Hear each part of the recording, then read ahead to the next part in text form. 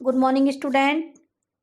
Part 3 Appu के साथ 2.5 साल मैंने आपको पिछले टर्न पर पढ़ाया था और उसका जो बचा हुआ भाग है मैं उसको आगे पढ़ा रही हूँ। उस सीन के बाकी अंश की शूटिंग हमने उसके अगले साल शरद ऋतु में, जब फिर से वह मैदान काश फूलों से भर गया। शरद ऋतु शीतकालीन सर्दी का मौसम। उसी समय रेलगाड़ी के भी शॉट्स लिए, जैसा कि मैंने पिछले भाग में आपको पढ़ा रही थी कि इसमें जो शूटिंग हुई तो रेलगाड़ी में भी की गई, किस तरीके से रेलगाड़ी में शॉट्स लिए गए उसकी भी बात आपको अगले भाग में बताई थी। लेकिन रेलगाड़ी के इतने शॉट्स थे कि एक रेलगाड़ी से काम नहीं चला। इतने सारे शॉट्स थे कि एक साथ एक रेलगाड़ी से काम नहीं चला। एक के बाद एक 3 रेलगाड़ियों को हमने शूटिंग के लिए इस्तेमाल किया। सुबह से लेकर दोपहर तक कितनी रेलगाड़ियां उस लाइन पर से जाती हैं ये पहले ही टाइम टेबल देखकर जान लिया था। हर जो ट्रेन आती है उसका एक रूटीन ले लिया था शूटिंग के दौरान। हर एक ट्रेन एक ही दिशा से आने वाली थी। जिस स्टेशन से वे रेलगाड़ियां आने वाली थी उस स्टेशन पर हमारी टीम के अनिल बाबू थे। रेलगाड़ी स्टेशन से निकलते समय अनिल बाबू भी इंजन ड्राइवर की केबिन में चढ़ते थे। इंजन ड्राइवर की केबिन में यानी ड्राइवर के साथ में चढ़ते थे, क्योंकि गाड़ी के शूटिंग की जगह के पास आते ही बॉयलर में कोयला डालना जरूरी था। पहले ट्रेन जब शुरू हुई थी तो कोयले के द्वारा ही चलती थी। कोयला डालना जरूरी था ताकि काला धुआं निकले। कोयला डालेंगे उसके बाद में काला धुआं निकलेगा तब ट्रेन चलेगी। सफेद काश फूलों की पृष्ठभूमि पर अगर काला धुआं नहीं आया तो दृश्य कैसे अच्छा लगेगा। चारों तरफ फूल बिखरे हुए हैं और जब तक काला धुआं नहीं आएगा तो कैसी पृष्ठभूमि लगेगी, कैसे शॉट्स आएंगे। पातिर पंचाली फिल्म में जब यह सीन दिखाई देता है तब दर्शक पहचान नहीं पाते कि उस सीन में हमने 3 अलग अलग रेलगाड़ियों का इस्तेमाल किया है। पातिर पंचाली जो फिल्म थी उसमें दर्शकों यानी आप और हम कौन हुए? दर्शक। देखने वाला कौन होता है? दर्शक। उसको ये भी नहीं पता चला कि शूटिंग के दौरान कब रेलगाड़ियां अलग अलग बदल गई, कब इस्तेमाल किया गया। आज के डीजल और बिजली पर चलने वाले इंजनों के युग में यह वह दृश्य उस प्रकार से हम चित्रित ना कर पाते। आज जो डीजल और इंजन की ट्रेनें चल रही हैं उस प्रकार का दृश्य हम नहीं कर पाते, क्योंकि इसमें तो हमें कोयला डालते हुए और काला ट्रेन की सीटी बजते हुए काला धुआं दिखाई देना था। आर्थिक अभाव के कारण बहुत दिनों तक हमें अलग अलग समस्याओं से जूझना पड़ा। एक उदाहरण मैं देता हूँ। मूल उपन्यास में अप्पू और दुर्गा के भूलो नामक पालतू कुत्ते का उल्लेख है। मूल उपन्यास में अप्पू और दुर्गा के भूलो नामक एक कुत्ते का भी जिक्र किया गया है। गांव से ही हमने एक कुत्ता प्राप्त किया और वह भी हमसे ठीक बर्ताव करने लगा। फिल्म में एक दृश्य ऐसा है, अप्पू की माँ सर्वजया अप्पू को भात खिला रही है। भूलो कुत्ता दरवाजे के सामने आंगन में बैठकर अप्पू का भात खाना देख रहा है। यानी अप्पू की माँ सर्वजया उसको भात खिला रही है और जो भूलो नाम का कुत्ता है वह दरवाजे पर बैठकर टकटकी लगाए देख रहा है।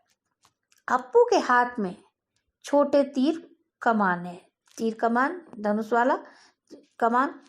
खाने में उसका पूरा ध्यान नहीं है, वह माँ की ओर पीट करके बैठा हुआ है। वह तीर कमान खेलने के लिए उतावला हो रहा है। बच्चे के सामने भात है, लेकिन भात खाने में उसका मन नहीं है। मन किस में है? तीर कमान में, क्योंकि बच्चे की एक स्वाभाविक क्रिया आदत होती है कि वह उसके सामने कोई भी खिलौना या किसी प्रकार का मनोरंजन साधन होता है तो बच्चा खाना नहीं खाता। माँ उसके पीछे पीछे दौड़ती है तो भी वह नहीं खाता है। अप्पू खाते खाते ही कमान से तीर छोड़ता है। उसके बाद खाना छोड़कर तीर वापस लाने के लिए जाता है। सर्वजया बाएं हाथ में वह थाली और दाहिने हाथ में निवाला, निवाला खाने का टुकड़ा, रोटी का एक टुकड़ा लेकर बच्चे के पीछे दौड़ती है, लेकिन बच्चे के भाव देखकर जान जाती है कि वह अब कुछ नहीं खाएगा, क्योंकि उसका मन तो जिसमें था? तीर कमान में। भूलो कुत्ता भी खड़ा हो जाता है। उसका ध्यान सर्वजया के हाथ में जो भात की थाली है उसकी ओर है। इसके बाद वाले शॉट में हमें ऐसा दिखाना था कि सर्वजया थाली में बचा भात एक गमले में डाल देती है। जो बचा हुआ भात है उसको किस में डाल देती है? गमले में। और भूलो वह भात खाता है, लेकिन ये शॉट हम उस दिन ले नहीं सके, क्योंकि सूरज की रोशनी खत्म हुई और उसी के साथ हमारे पास जो पैसे थे वे भी क्या हो गए? खत्म हो गए। 6 महीने बाद फिर से पैसे इकट्ठा होने पर हम फिर बोडाल गांव में उस सीन का बाकी अंश चित्रित करने के लिए गए, लेकिन वहां जाने पर समाचार मिला कि भूलो कुत्ता अब इस दुनिया में नहीं है। अब क्या होगा? हम 6 महीने बाद शूटिंग के लिए जाते हैं और हमें पता चलता है कि भूलो कुत्ता जो हमने शॉर्ट के लिए, फिल्म के लिए तैयार किया था, वो कुत्ता अब इस दुनिया में नहीं है, उसकी मृत्यु हो चुकी है। अब हमारे सामने फिर समस्या आ गई। खबर मिली कि भूलो जैसा कुत्ता दिखने वाला और एक कुत्ता गांव में है। हम लाओ पकड़ के,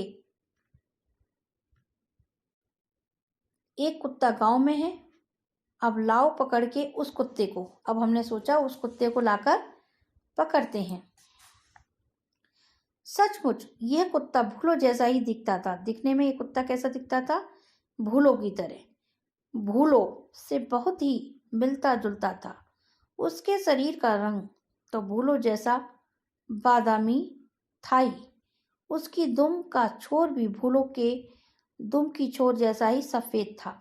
आखिर ये फेंका हुआ भात उसने खाया और हमारे उस दृश्य की शूटिंग पूरी हुई। जैसी हमने पहले उस समय 6 महीने पहले शूटिंग की थी और ये दूसरा कुत्ता हमारे सामने आया और इस शूटिंग को पूरा किया। फिल्म देखते समय ये बात किसी के भी ध्यान में नहीं आती कि एक ही सीन में हमने भूलो की भूमिका में 2 अलग अलग कुत्तों से काम लिया है। यानी जब फिल्म देखते हैं और इस भूलो वाले सीन में, इस कुत्ते के सीन में हमें कुछ फर्क नहीं पड़ा कि उस समय दूसरा कुत्ता था और इस शॉट में दूसरा कुत्ता है, क्योंकि उसने उसी तरीका से पूरी शूटिंग शॉट किए। और सिर्फ कुत्ते के संदर्भ में ही नहीं, आदमी के संदर्भ से भी ऐसी ही समस्या से पाथेर पंचाली की शूटिंग के दौरान उलझना पड़ा था। श्रीनिवास नामक घूमते मिठाई वाले से मिठाई खरीदने के लिए अप्पू और दुर्गा के पास पैसे नहीं हैं। वे तो मिठाई खरीद नहीं सकते। इसलिए अप्पू और दुर्गा उस मिठाई वाले के पीछे पीछे मुखर्जी के घर के पास जाते हैं। मुखर्जी अमीर आदमी है, वे तो मिठाई जरूर खरीदेंगे और उनका मिठाई खरीदना देखने में ही अप्पू और दुर्गा की खुशी है, क्योंकि मुखर्जी अमीर आदमी है और वे मिठाई खरीदेंगे। और अप्पू और दुर्गा ये सोचकर खुश हैं कि वो मिठाई खरीदेंगे तो हम उन्हें लेते हुए देखेंगे तो हमें एक खुशी और आनंद प्राप्त होगा। नेक्स्ट, इस दृश्य का कुछ अंश चित्रित होने के बाद हमारी शूटिंग कुछ महीनों के लिए स्थगित हो गई। ये सारा दृश्य हो गया और कुछ महीनों के बाद हमारी शूटिंग क्या हो गई, आगामी महीनों के लिए स्थगित हो चुकी। पैसे हाथ आने पर फिर जब हम उस गांव में शूटिंग करने के लिए गए तब खबर मिली कि श्रीनिवास मिठाई वाले की भूमिका जो सज्जन कर रहे थे उनका भी देहांत हो गया है। अब पहले वाले श्रीनिवास का मिलता जुलता दूसरा आदमी कहाँ से मिलेगा।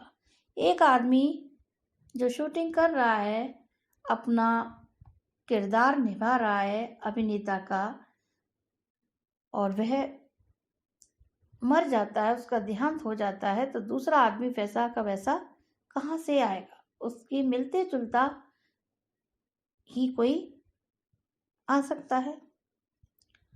आखिर श्रीनिवास की भूमिका के लिए हमें जो सज्जन मिले उनका चेहरा पहले वाले श्रीनिवास से मिलता जुलता नहीं था, लेकिन शरीर से वे पहले श्रीनिवास जैसे ही थे।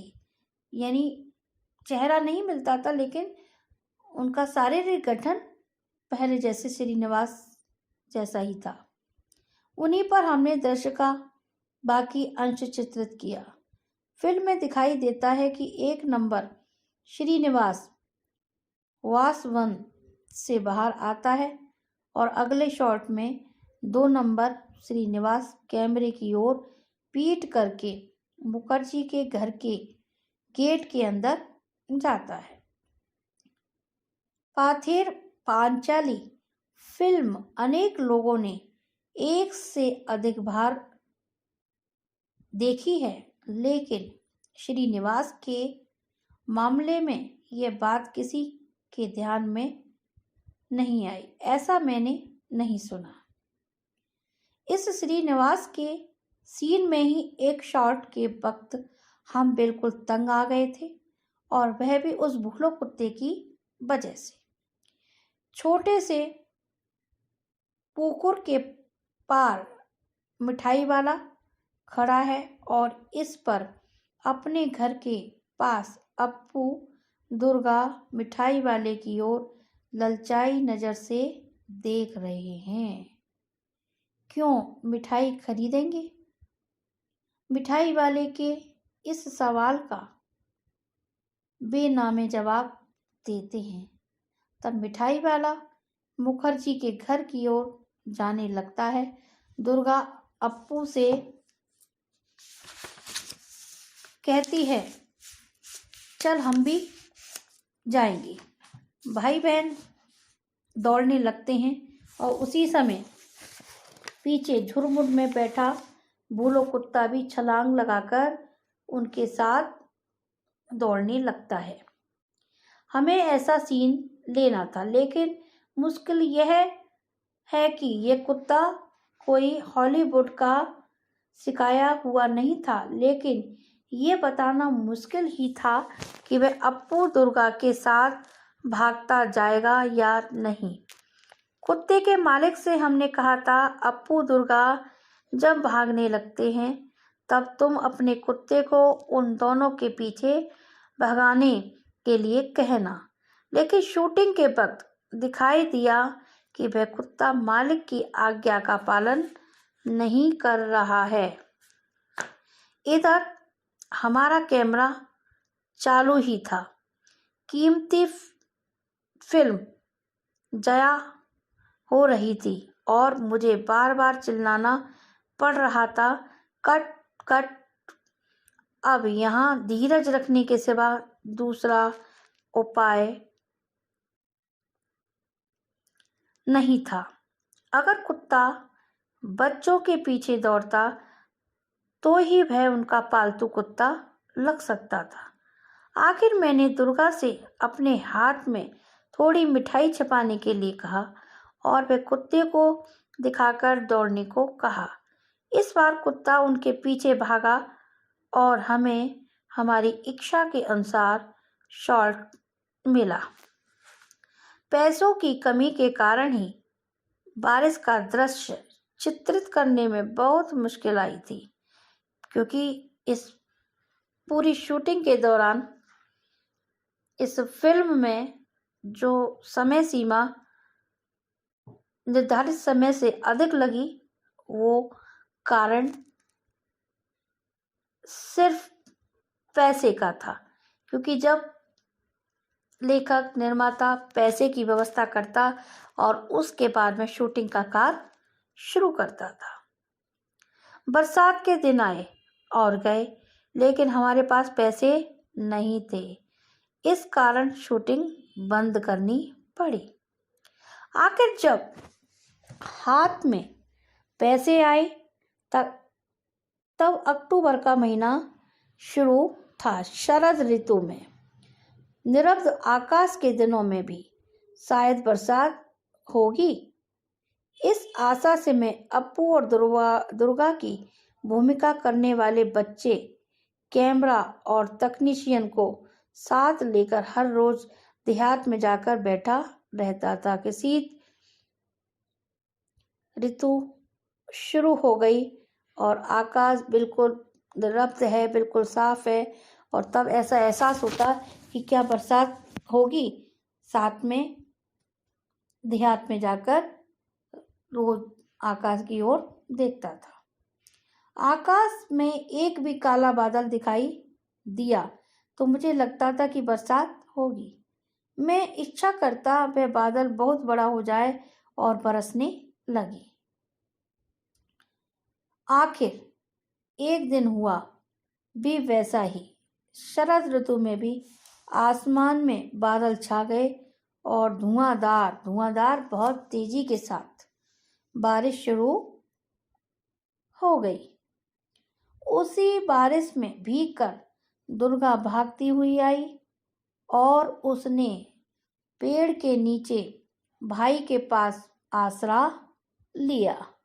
बहुत तेज बारिश हुई और अपने भाई के पास में आकर बैठ गई। भाई बहन एक दूसरे से चिपक कर बैठे।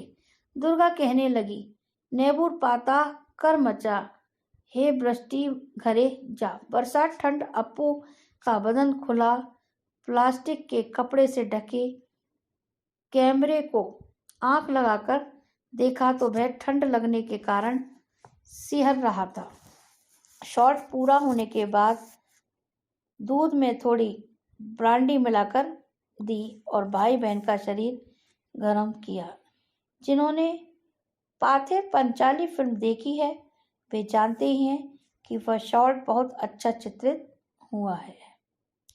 नेक्स्ट, शूटिंग की दृष्टि से गोपाल ग्राम की तुलना में बोडाल गांव हमें अधिक उपयुक्त लगा। अप्पू दुर्गा का घर, अप्पू का स्कूल, गांव के मैदान, खेत, पुकर, आम के पेड़, बांस की झुरमुट, ये सभी बातें बोडाल गांव में और आसपास हमें मिली। तब उस गांव में बिजली आ गई है, पक्के घर, पक्के रास्ते बने हैं। उस जमाने में वे नहीं थे। उस गांव में हमें बहुत बार जाना पड़ा, बहुत बार रहना भी पड़ा, इसलिए वहाँ के लोगों से भी हमारा परिचय हुआ। उस गांव में बार बार हमें जाना पड़ा और वहाँ के जो लोग थे उनसे बार बार मिलना जुलना और काफ़ी परिचय लोगों से हो गया। उन लोगों में एक बहुत अद्भुत सज्जन थे उन्हें हम सुबोध दा कहकर पुकारते थे। वे 60-65 साल के थे। उनका माथा गंजा था। गंजा मतलब जिसके माथे पे बाल कम, उसको गंजे की संज्ञा दे। वे अकेले ही एक झोंपड़े में रहते थे और दरवाजे पर बैठकर खुद ही से कुछ ना कुछ बड़बड़ाते रहते थे। हम उस गांव में एक फिल्म की शूटिंग करने वाले हैं, यह जानकर वे गुस्सा हो गए। हमें देखकर वे चिल्लाते, फिल्म वाले आए हैं। जहाँ गांव में वह सुबोध नाम के जो व्यक्ति थे, वह जानकर चिल्लाने लगे कि यहाँ फिल्म वाले आए हैं, शूटिंग करने आए हैं, मारो उनको लाठियों से। फिल्म वाले आए हैं, उनको लाठियों से मारो, ऐसा कहने लगे। पूछताछ करने पर लोगों ने बताया कि वे मानसिक रूप से बीमार थे। बाद में सुबोध दास से हमारा अच्छा परिचय हुआ। वे हमें पास बुलाकर दरवाजे में बैठकर वायलिन पर लोक गीतों की धुनें बजाकर सुनाते थे। बीच बीच में हमारे कानों में फुसफुसाते, बीच बीच में कुछ कानों में छोटी छोटी बातों को कहना, उसको फुसफुसाना कहते हैं। वो साइकिल पे जा रहा आदमी देख रहे हो ना, वे कौन है जानते हो? वह रूजवेल्ट अमेरिका के राष्ट्रपति। पक्का पाजी उनके मत से दूसरा एक था चर्चिल भी ब्रिटेन के प्रधानमंत्री थे। एक था हिटलर तो एक था अब्दुल गफ्फार खान। सभी उनके मतानुसार पाजी थे, उनके दुश्मन थे। हिटलर जर्मनी का तानाशाह, अब्दुल गफ्फार खान अफगान के एक नेता थे। हम जिस घर में शूटिंग करते थे उनके पड़ोस में एक धोबी रहता था। उसके कारण हमें बहुत परेशानी होती थी। वह भी थोड़ा सा पागल था और कभी भी भाइयों और बहनों कहकर किसी राज के मुद्दे पर लंबा भाषण शुरू कर देता था। फुर्सत के समय में उसके भाषण पर हमें कुछ आपत्ति नहीं थी। जब कोई व्यक्ति फुर्सत में हो तो कोई व्यक्ति उससे अत्यधिक वार्ता कर ले, राजनीति, संस्कृति या किसी और विषय पर, तब आदमी सुन लेता है। लेकिन जब हमारे पास में समय नहीं होता तो हमें किसी की बात सुनने में कोई भी इंटरेस्ट नहीं होता है। लेकिन अगर शूटिंग के समय वह भाषण शुरू करता तो हमारे साउंड का काम प्रभावित हो सकता था। जब शूटिंग चल रही है और कोई भाषण कर रहा है, बातचीत कर रहा है, तो हमारे काम में व्यवधान आ सकता था। उस धोबी के रिश्तेदारों ने अगर हमारी मदद ना की होती तो वह धोबी सचमुच ही एक सिर दर्द बन जाता। जिस घर में हम पाथेर पांचाली की शूटिंग करते थे वह घर हमें एकदम ध्वस्त अवस्था में मिला था। ध्वस्त यानी अस्त व्यस्त अवस्था में मिला था। उसके मालिक कलकत्ता में रहते थे। उनसे हमने वह घर शूटिंग के लिए भाड़े पर लिया था।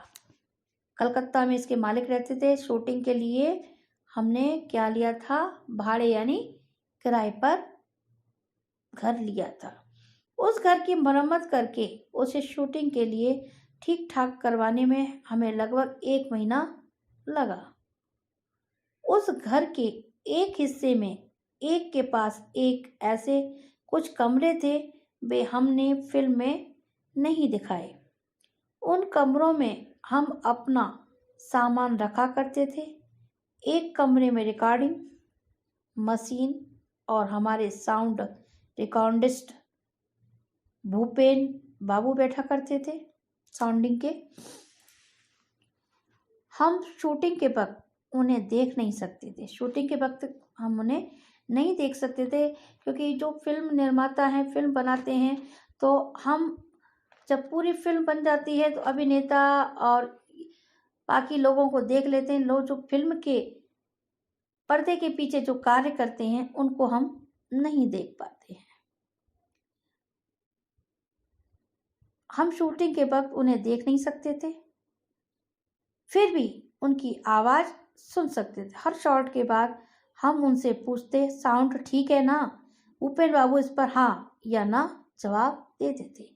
एक दिन शॉट के बाद मैंने साउंड के बारे में उनसे सवाल किया, लेकिन कुछ भी जवाब नहीं आया। फिर एक बार पूछा, भूपेन बाबू साउंड ठीक है ना? इस पर भी जवाब न आने पर मैं उनके कमरे में गया तो देखा कि एक बड़ा सा सांप उस कमरे की खिड़की से नीचे उतर रहा था। वह सांप देखकर भूपेन बाबू सहम गए थे और उनकी बोलती बंद हो गई थी, क्योंकि सांप को देखकर जाहिर सी बात है कि कोई भी व्यक्ति डर जाता है, सहम जाता है। तो भूपेन बाबू भी सांप को देखकर सहम गए थे, उनका बोलना बंद हो गया था, डर गए थे। वह सांप हमने वहां आने पर कुछ ही दिनों के बाद देखा था। पहले कभी उस सांप को हमने नहीं देखा, वहां पर हम आए तभी हमने ऐसा देखा। उसे मार डालने की इच्छा होने पर भी स्थानीय वहां के रहने वाले लोग, स्थानीय लोगों के मना करने के कारण हम उसे मार नहीं सके। वह वास्तु सर्प था और बहुत दिनों से वहां रह रहा था। वास्तु सर्प यानी वो उसी मकान में रह रहा था। काफी समय से लोग उसको देख रहे थे। तो बच्चों, इस प्रकार आपका पार्ट 3 अप्पू के साथ 2.5 साल फातेह पंचाली फिल्म का ये संस्करण समाप्त होता है। आपको इसके क्वेश्चन आंसर मैं समझा रही हूँ और आपको होमवर्क में दे रही हूँ, वो आपको अपनी होमवर्क कॉपी में करने हैं। पहले मैंने आपको होमवर्क में सत्यजीत रॉय का जीवन परिचय दिया था, वो आप लोगों ने कर लिया होगा। आप समय पे अपना कार्य कंप्लीट किया करें। इसके पाठ के प्रश्नोत्तर। फातेह पंचाली फिल्म की शूटिंग का काम 2.5 साल तक क्यों चला? मैंने आपको पाठ के दौरान काफ़ी विस्तृत जानकारी देते हुए बता दिया कि फिल्म का 2.5 साल तक काम क्यों चला, क्योंकि सबसे बड़ी बात यहाँ पर पैसे की थी। जब लेखक फिल्म निर्माता के पास में पैसा इकट्ठा हो जाया करता था और तब वे फिल्म की शूटिंग के लिए कार्य किया करते थे। ये सारी बातें इसके अंदर क्वेश्चन के अंदर आ जाएगी। नेक्स्ट दूसरा क्वेश्चन आपको करना है। अब अगर हम उस जगह बाकी आधे सीन की शूटिंग करते तो पहले आधे सीन के साथ उसका मेल कैसे बैठता? उसमें से कम्युनिटी नाराज हो जाती। इस कथन के पीछे क्या भाव है?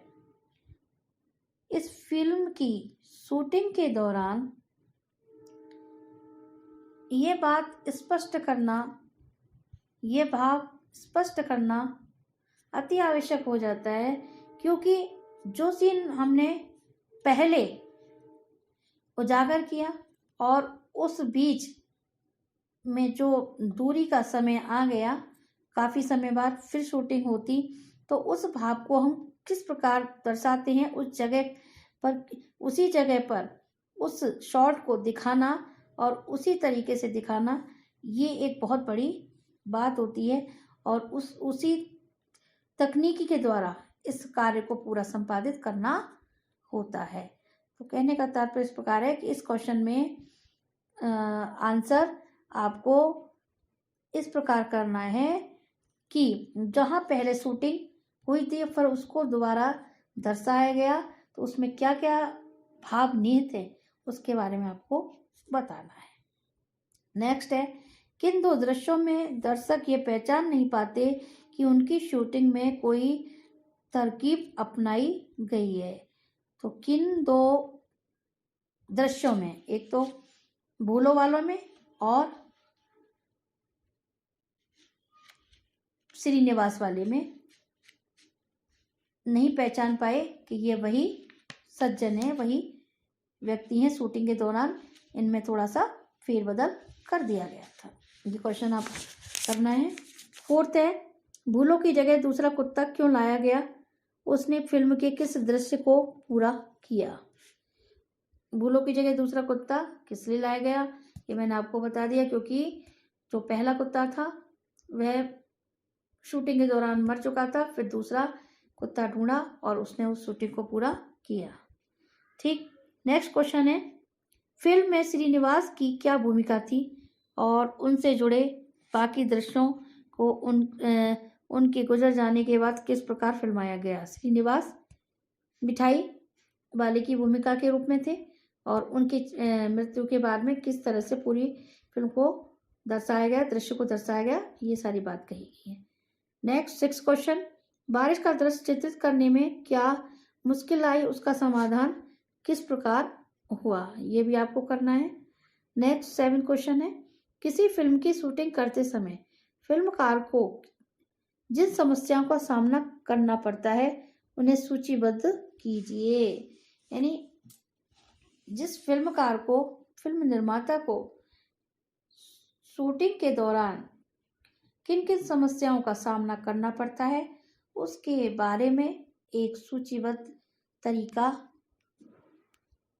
के द्वारा जो एक सूची बनाई जाती है उसको स्पष्ट करके लिखना है। ठीक बच्चों, तो इस प्रकार आपका ये पार्ट 3 समाप्त होता है। क्वेश्चन आंसर के साथ में आपको पूरा कंप्लीट करना है। नेक्स्ट आपको नेक्स्ट टर्न पर नेक्स्ट चैप्टर पढ़ाएंगे, विदाई संभाषण। ठीक, धन्यवाद।